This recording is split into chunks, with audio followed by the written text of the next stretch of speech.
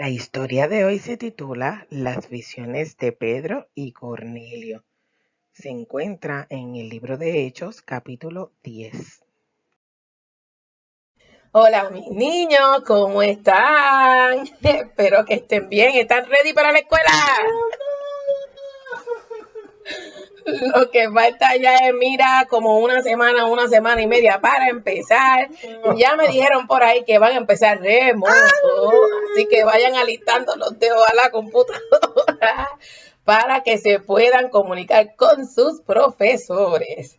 Le damos gracias al Señor por otro día más que nos regala para estar con ustedes enseñándoles la palabra de Dios. Para aquellas personas que no nos conocen, mi nombre es Missy Santiago y el nombre de la personita que tengo aquí al lado es Pablito. Nosotros somos del Centro Cristiano Shalom y nos encanta llevarle la palabra de Dios a todos aquellos niños que deseen escuchar. En la palabra de Dios, en el libro de Proverbios, capítulo 22, versículo 6, dice: instruye al niño en su camino, y aun cuando fuere viejo, no se apartará de él. Y ese es nuestra gran encomienda o nuestro gran propósito, poder llevarle la palabra de salvación a cada niño que nos quiera escuchar. La semana pasada estuvimos hablando de uno de los apóstoles del Señor que era muy importante porque hizo muchos milagros y maravillas a nombre de Jesús. ¿Alguien se podrá acordar quién era? Era fuerte. Fuerte. Sí, el de la oreja, el de la oreja. De la oreja. ¿Cómo se llama? ¿Cómo se llama? Este lo negó 3 veces. El que negó 3 veces a quién. A Jesús. A Jesús. Dice, ¡A Pedro! Muy bien, a Pedro. Hablamos de Pedro y fue muy interesante la semana pasada porque nosotros vimos cómo Pedro, orándole al Señor, logró que Eneas, el paralítico significa que no puede usar las piernas, pudo sanarse. También vimos cómo Tabita, que era una de las discípulos de Jesús, que ayudaba a los más necesitados, se enfermó y murió, y gracias a la oración de Pedro volvió a la vida. Oye, Pablito, se me ocurre que la oración es como un arma poderosa, que con la oración se pueden hacer cosas grandes y maravillosas. Sí. Hoy vamos a continuar hablando de Pedro y de otra personita más que no voy a decir quién es, porque quiero que ustedes se enteren con la historia de hoy. ¿Qué tal si vamos a ver la historia de hoy? Había en Cesarea un hombre llamado Cornelio. Cornelio era un centurión. ¿Alguno de ustedes sabe qué es un centurión?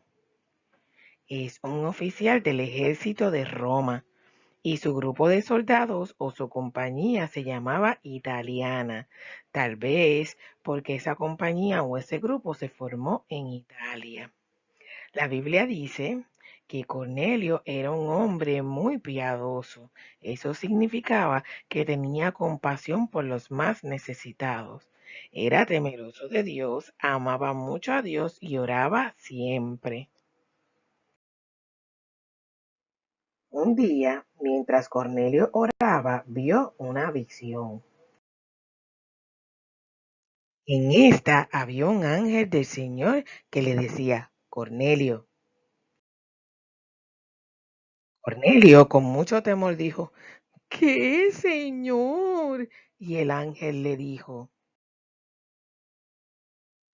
tus oraciones y las ofrendas que das para ayudar a los pobres han subido delante de Dios. Envía pues ahora hombres a Jope y haz venir a Simón, el que tiene por sobrenombre Pedro. Este se está quedando en casa de Simón Curtidor, que tiene su casa junto al mar. Él te dirá qué debes hacer. ¿Alguien sabe qué es un curtidor?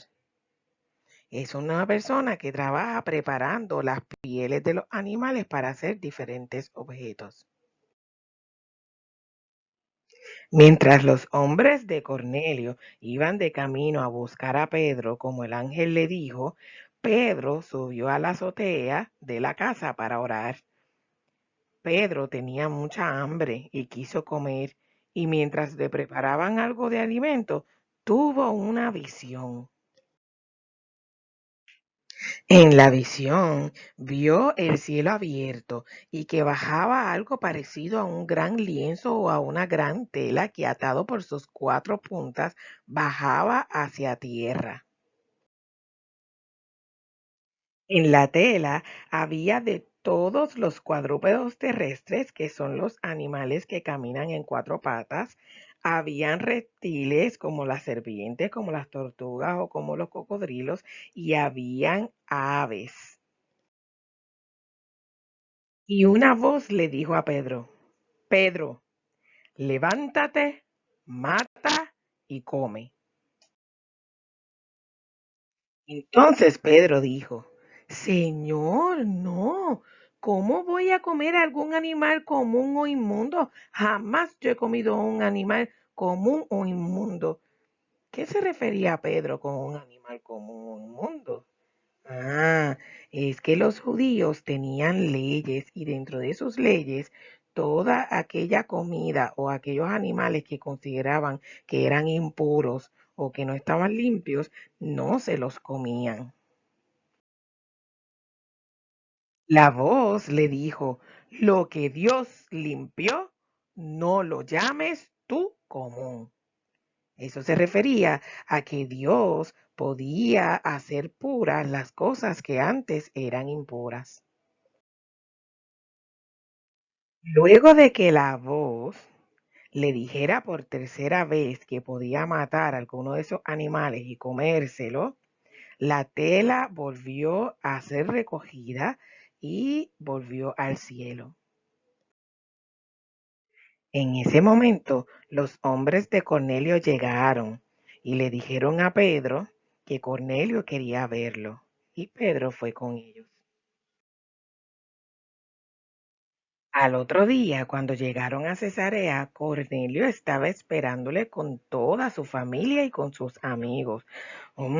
Seguramente Pedro estaba sorprendido con la cantidad de personas que estaba reunida para hablar con él.